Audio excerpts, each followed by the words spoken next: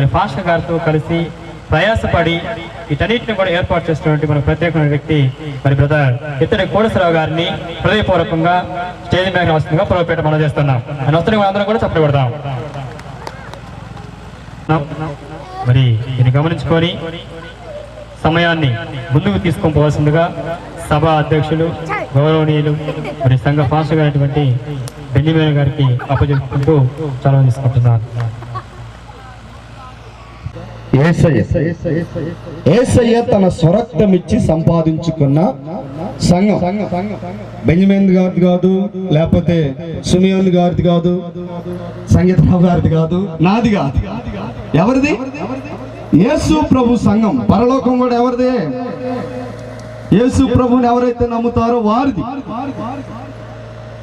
నాకు మంచి ఉద్దేశం ఏంటంటే, నేను ఎప్పుడు ఆలోచన చేసేదంటే, ఒక గ్రామంలో 4 సేవకులు ఉంటే అందరు దేవుని నమ్మిన వాళ్ళే, అందరూ పరలోకం కోసం ఎదురు చూస్తామన్న వాళ్ళు, అందరూ ఐక్యతతో పనిచేస్తే బాగుండిద్ది అని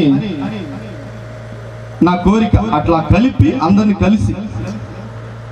కలిపి ఆరాధన ప్రభు సభల కొరకు అంటే నేను రాను అంటారు కదా, ముందంటారు మీ సహవాసం అంటారు. నేను చెప్తాను, యేసయ్య సహవాసం నా సహవాసం. ఏ సహవాసం? ఒకవేళ పేరుండొచ్చు, కవరింగ్ సెక్షన్, బెతస్తా ప్రార్థన మందిరమను, మనం అందరం సహవాసం ఎవరితో చేసేది? యేసయ్యతో. యోబు గ్రంథం 22వ అధ్యాయం 21వ వచనంలో రాస్తాడు, ఆయనతో నీవు సహవాసం చేసిన యెడల నీకు సమాధానం కలుగును, అలాగునే మేలు కూడా కలిగిద్ది. ఎవరైతే మేలు కావాలనుకుంటారో ఏ సేవకులైతే వాళ్ళందరూ కూడా కలిసి పనిచేయాలి. ఆమేన్, హల్లెలూయా. ఒకళ్ళు ఈ సభలకు కలిసి వాళ్ళ సంఘాలతో పాటు వచ్చారు. ఒకసారి దైవ సేవకులు ముందుకు వస్తే, ఒకసారి ప్రేక్షకులందరూ కూడా, విశ్వాసులందరూ కూడా, మా గ్రామంలో పాస్టర్లు కూడా ఇట్లా ఉండాలి. ఒకసారి రండి, చూస్తున్నారమ్మా? ఒకసారి దైవ సేవకులకు సపోర్ట్ కొడదాం. ప్రైజ్ ది లార్డ్, హల్లెలూయా. యేసు నామములో ప్రతి గ్రామంలో ఉన్న పాస్టర్లందరూ కూడా ఈ రీతిగా కలిసి పనిచేయునుగాక. ఆమేన్. మంచిది. దైవ సేవకులారా, మీ అందరికీ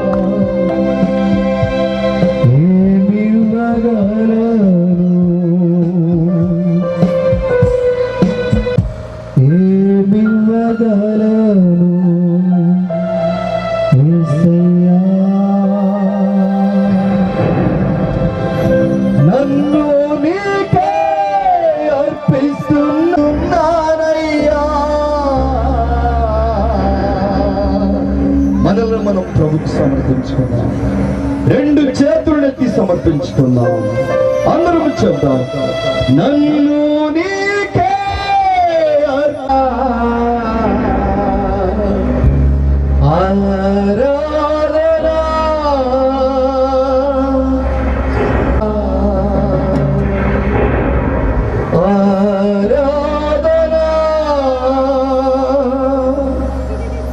ఆరాధనా ఆరాధనా స్తుతి యేసయ్యానికి అందరూ నోరు తెరిచి ప్రార్థన చేద్దాం. అయ్యా, నీ సేవకుల ద్వారా నువ్వు మాట్లాడు, మాతో మాట్లాడు.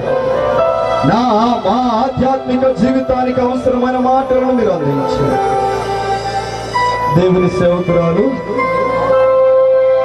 చేస్తున్న దేవానికి స్తోత్ర.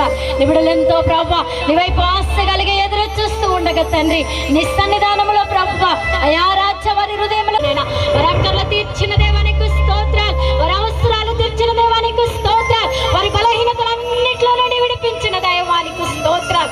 దావీదు అంటున్న ద్వారా స్త్రీ పురుషుల ద్వారా ప్రభా మీరు మహిమపరచబడిన దేవా నీకు స్తోత్రములు స్తోత్రములు తండ్రి.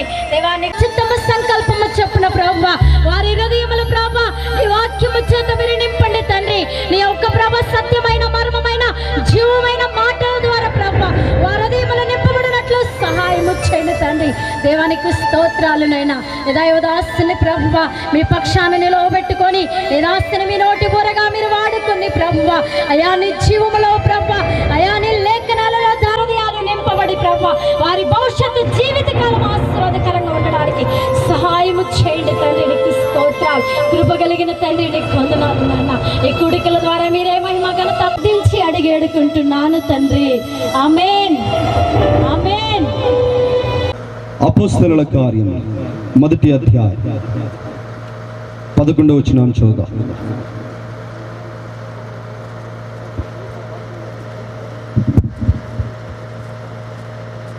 అపోస్తలుల కార్యములు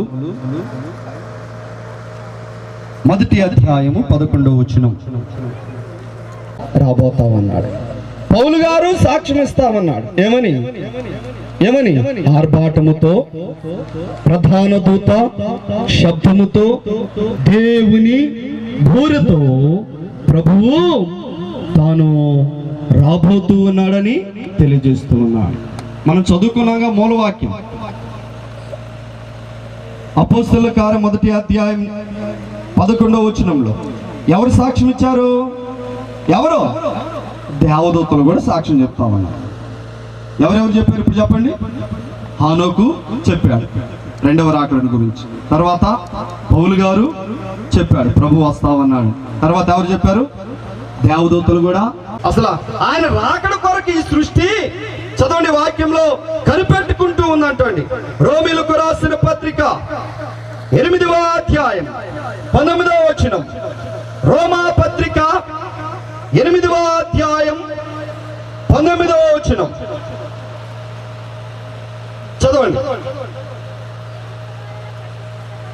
దేవుని కుమారుని యొక్క ప్రత్యక్షత కొరకు, ప్రత్యక్షత అంటే ఎదురు చూపుతూ మిడిగుడ్డులు వేసుకొని చూడడం తప్ప ఏమా యేసు ప్రభు త్వరగా రాబోతామన్నాడు. కడబూర స్వరము ధ్వనించగా, ప్రియుని స్వరము వినిపించగా, కడబూర స్వరము ధ్వనించగా, ప్రియుని స్వరము వినిపించగా, వడి వడిగా చెంతకు చేరా ప్రియమార ప్రభు యేసుగా చేరా, నీడు రేపో నా ప్రియుడు సుగాలని చూపుచును, నేను రేపో నా ప్రియుడు సుగాలని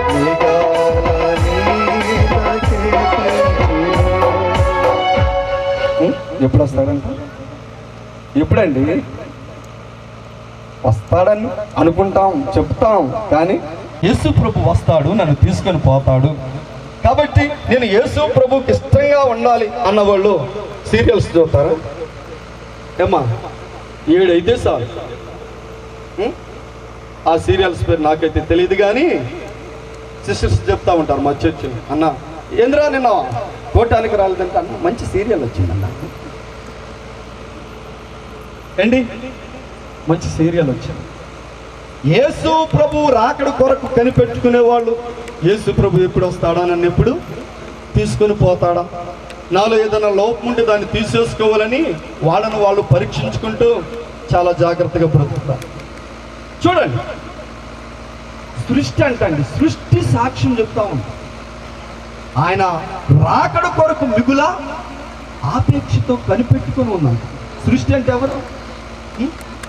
పంచభూత, గాలి, నీరు, నిప్పు, ఇవన్నీ కూడా విము సంస్థలోనండి. 60 ఏళ్ళు వస్తాయి అంటే అమ్మ 10 ఏళ్ళు కట్టమ్మా, ఇంకా నీ జీవితాంతం కూర్చొని తినొచ్చు ముసలమ్మ అంటే అమ్మ తాలు పుడతాడు, ఉండ తాలు పుడతాడు ఎక్కడో పెట్టి 10 ఏళ్ళు తీసుకొచ్చి కట్టి 10 ఏళ్ళు మారిపోయినా తాలు పుడతాడు పోయి 60 ఏళ్ళు ఎక్కడ పోయినాయో మరి, ఎక్కడ సేవకుడు పొట్టలోకి వెళ్ళిపోయి. ఇది నిజమైన సేవ అంటారంట. అంటే నేను ఎవరిని తప్పు పట్టలేదు, కానీ నిజంగా దేవుని సేవ చేయాలనుకున్న సేవకులకు నేను చెప్తూ ఉన్నాను, నమ్మకంగా పనిచేద్దాం. విశ్వాసంలో మోసం ప్రారంభం. రెండవదిగా మనం చదువుదాం, యేసు ప్రభు రాకడకు మునుపు మత్తయి సువార్త 24వ అధ్యాయం 6వ వచనాన్ని చదువుదాం. బాగా గవర్నమెంట్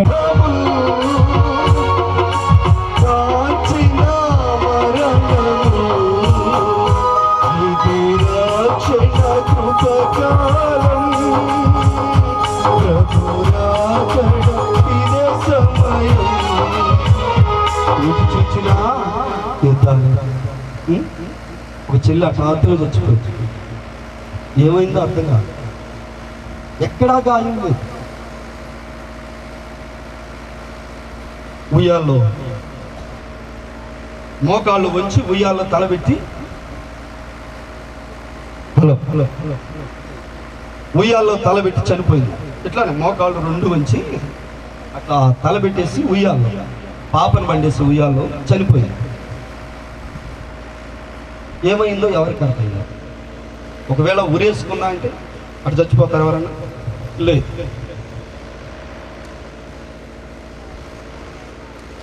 తాను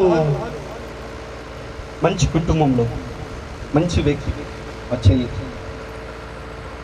ఏమైందిరా బాబు అంటే హార్ట్ అటాక్ అంట, చనిపోయిందంట. కొంతమంది ఏమో ఉరేసుకొని చచ్చిపోయింది, మరి కొంతమంది అంట. తీరా పరిస్థితి ఎంత అంటే 4 రోజుల నుంచి భార్యాభర్తలు ఇద్దరు యుద్ధం చేసుకుంటూ ఉన్నారు. ఒకటే గొడవ. వాడేమో రోజు తాగొస్తూ ఉంటారు ఇష్టానుసారంగా. సరే తాగితే తాగాడు, భార్యను కొడతా ఉంటాడు. నువ్వు వాడు చూస్తున్నావు, వీడు చూస్తున్నావు. చనిపోవాలని మాత్రం ఆ చెల్లికి లేదు, నాకు తెలుసు.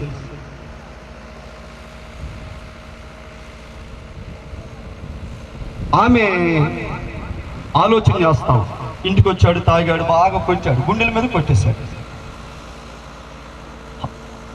ఒకసారి ఆ గుండెల మీద కాలుతూ తంటం ద్వారా ఆ చెల్లి అక్కడికి చనిపోయింది.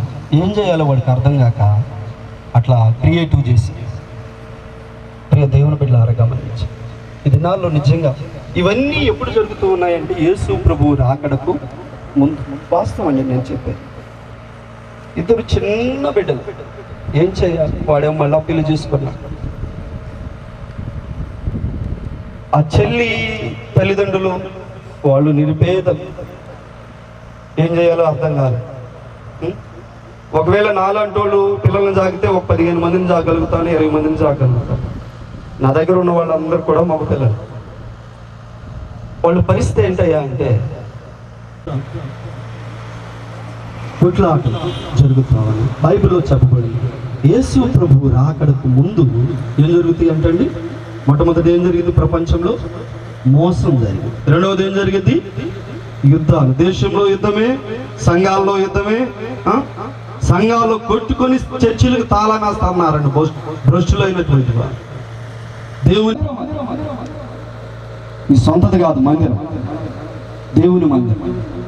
ఆయన అన్నాడు, నా మందిరము సమస్త జనులకు ప్రార్థనా మందిరం. అది ప్రార్థన చేసుకోవడానికి ఏర్పాటు చేయబడ్డ మందిరం. మేము కట్టించామంటారు చాలా మంది. ఏంటి దేవుని మందిరాన్ని నువ్వు కట్టించేదండి, అసలు నీదేందండి, అది దేవునిదండి. ఇంటి దగ్గరికి వెళ్ళాం, బ్యాగులు అందరికి కూడా ఒకే రకంగా ఉంటాయి, చాలా చిన్న బ్యాగులు.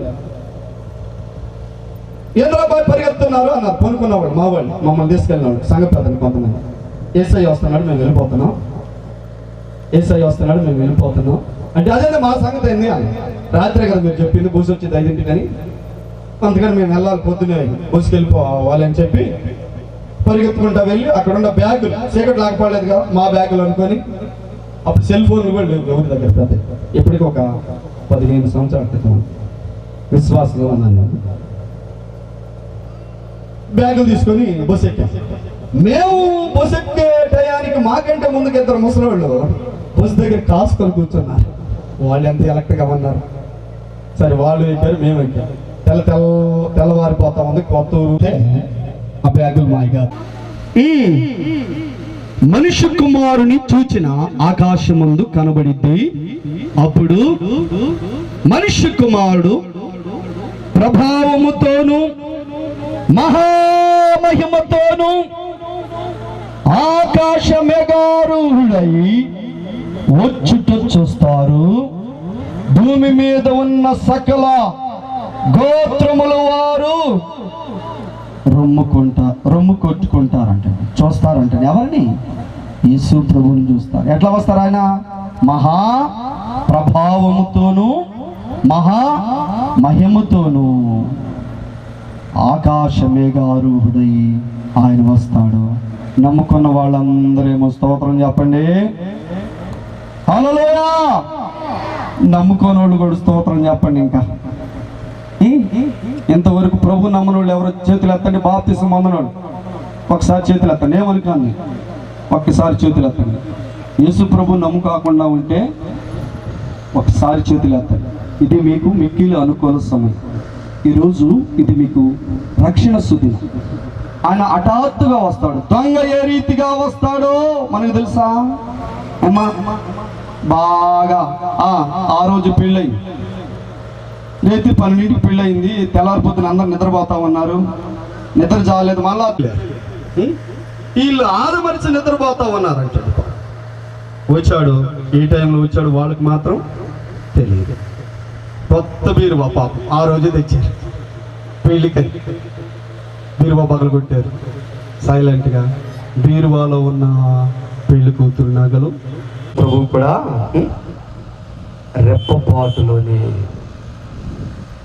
రెప్పపాటులో వస్తాడు. కన్ను మూసి కన్ను తెరిసేలో.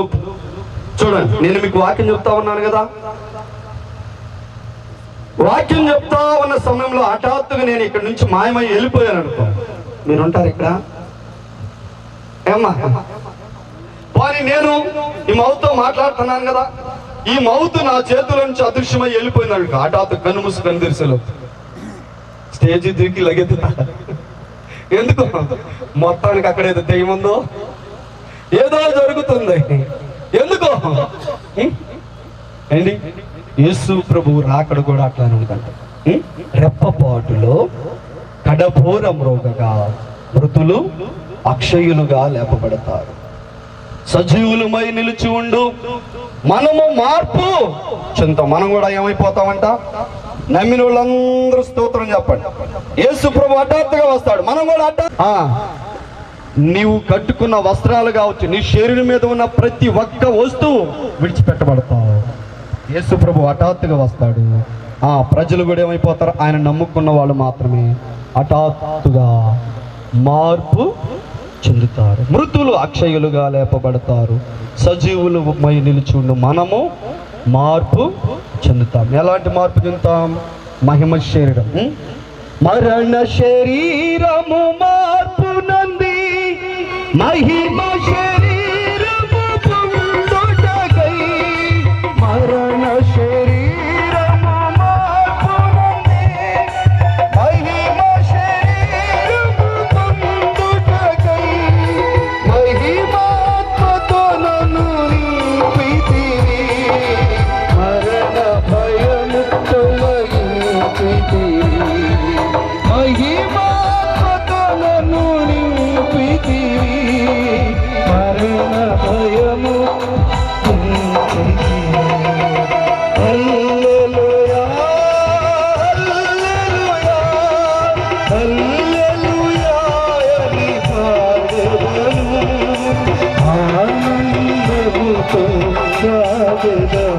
హఠాత్తుగా మార్పు చెందుతాం. ఆయన హఠాత్తుగానే తన మహిమతో ప్రభావముతో భూమి మీదకు వస్తాడు.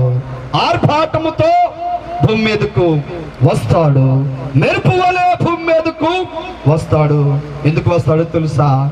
ఇన్నాళ్ళు మనం అందరం కూడా యేసు ప్రభు కొరకు ఎదురు చూశారు కదా. ఎవరెవరు చెప్పారు యేసు ప్రభు వస్తారని?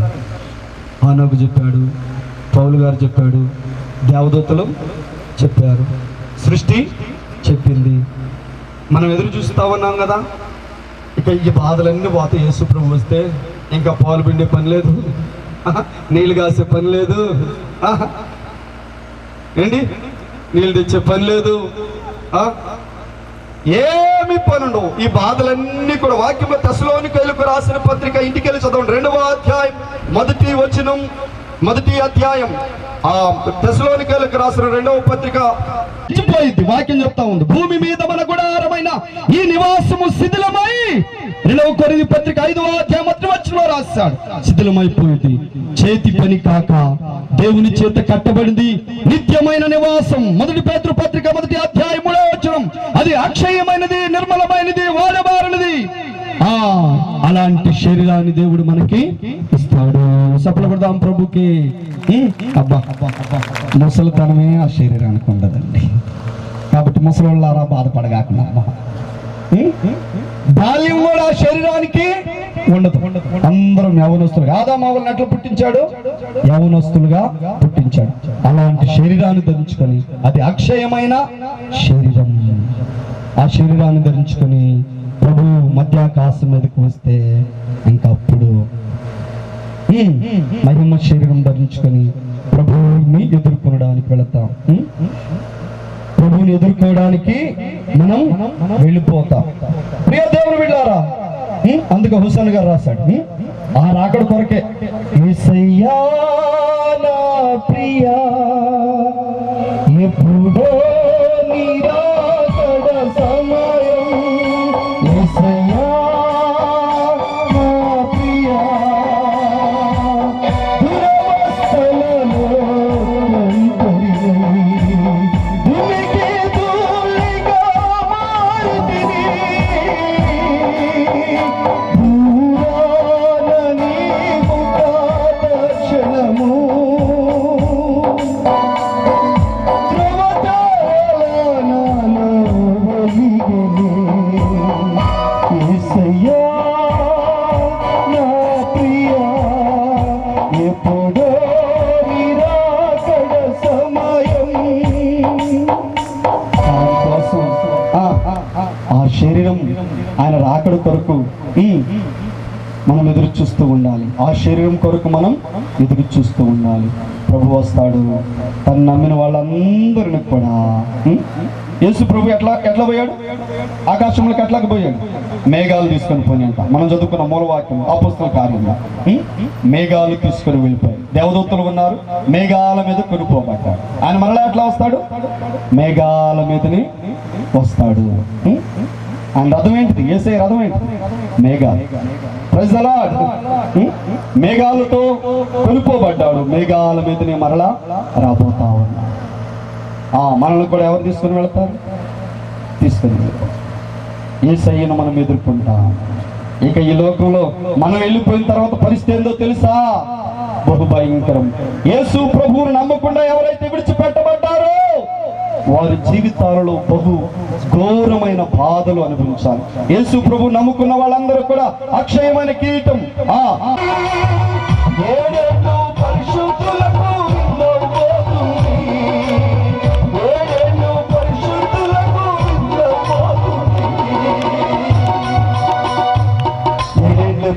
పరిశుద్ధులు విందులు ఉంటారు.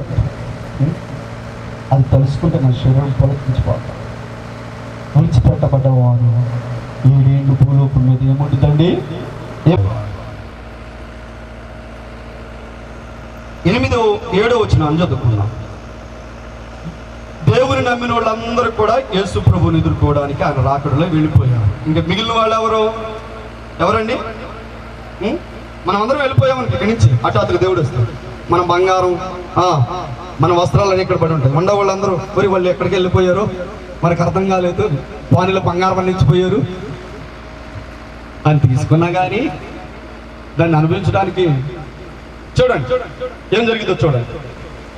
మొదటి దూత బోర ఊదినప్పుడు రక్తముతో మిళితమైనటువంటి వడగండ్లను భూమి అగ్నియు పుట్టి భూమి పైన పడవేయబడెను.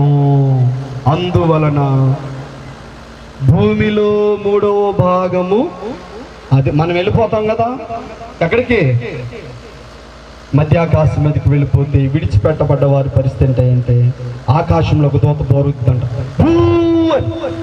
ఎప్పుడైతే ఆ దూత బోర ఊదిద్దో,